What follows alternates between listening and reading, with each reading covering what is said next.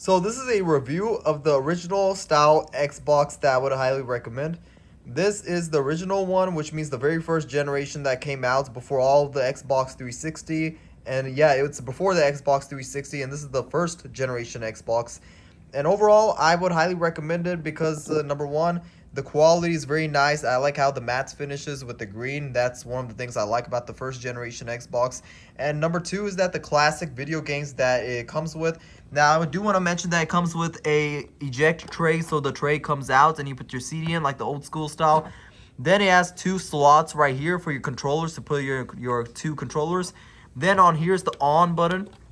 It lights up green in the middle. Then it has the eject button to take the CD. The CD will come out. And right here's two more slots for the controller for your Xbox. So total of 4 controllers you can have for a family party.